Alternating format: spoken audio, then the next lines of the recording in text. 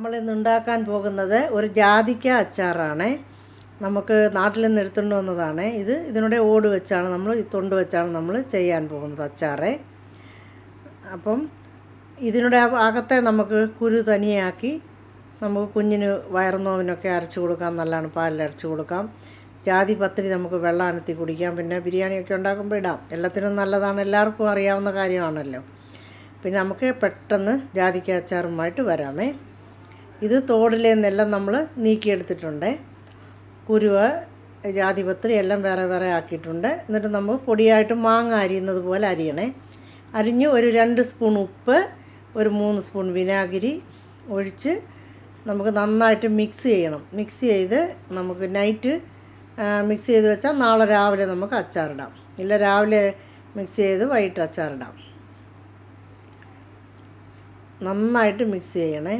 അപ്പോൾ നമ്മൾ ഈ 10-12 മണിക്കൂർ ഇരിക്കുമ്പോൾ ഈ ഓടെല്ലാം നല്ലതായിട്ട് നമുക്ക് സോഫ്റ്റ് ആവും. വെളുത്തുള്ളി ഒരു കുടം, ഇഞ്ചി ഒരു നീളത്തിൽ എല്ലാം അരിഞ്ഞ് അത് രണ്ടും അരിയണം.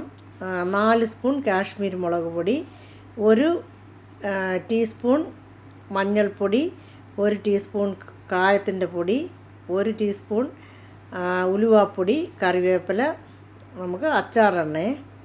അപ്പോൾ നമുക്ക് അച്ചാറിടാൻ തുടങ്ങാം. ഒരു പാൻ വയ്ക്കണേ. പാൻ വെച്ച് പാൻ നന്നായി ചൂടായി കഴിഞ്ഞ് നമുക്ക് നല്ലെണ്ണ ഒഴിക്കാം. നല്ലെണ്ണ ഒഴിച്ചിട്ട് കടുകിടാം. കടുക് പൊരിഞ്ഞതും നമുക്ക് വെളുത്തുള്ളിയും ഇഞ്ചിയും ഇടാം. വെളുത്തുള്ളി ഇഞ്ചിയും നന്നായിട്ട് ചുമന്നിട്ട് കറിവേപ്പിലയും നന്നായിട്ട് ചുമന്ന ശേഷം നമുക്ക് തീ ഓഫ് ചെയ്യണേ.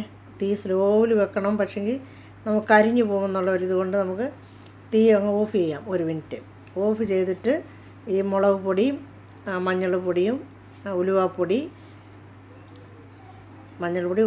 കായത്തിൻ്റെ പൊടി ഇതിട്ടിട്ട് നമുക്ക് നന്നായിട്ട് മിക്സ് ചെയ്യാം.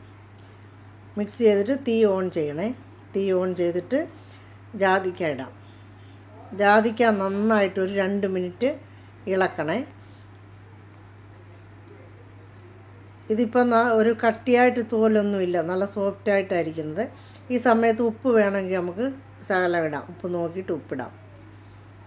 നമുക്ക് ഉപ്പ് ആദ്യമേ ഇട്ട് വെച്ചത് കൊണ്ട് അത്രയും ആവശ്യം വരത്തില്ല.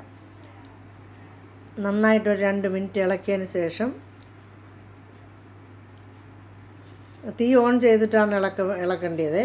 മസാല ഇട്ട് കഴിഞ്ഞ് തീ ഓൺ ചെയ്തിട്ട് ഇതിടണം. ഇട്ടിട്ട് ഇളക്കിയിട്ട് വിനീഗർ ഒരു 2 സ്പൂൺ ഒഴിക്കാമേ. 2 സ്പൂൺ 3 സ്പൂൺ വിനീഗർ ഒഴിച്ചിട്ട് ഇനി ഒരു 2 മിനിറ്റ് നന്നായിട്ട് മിക്സ് ചെയ്യാം.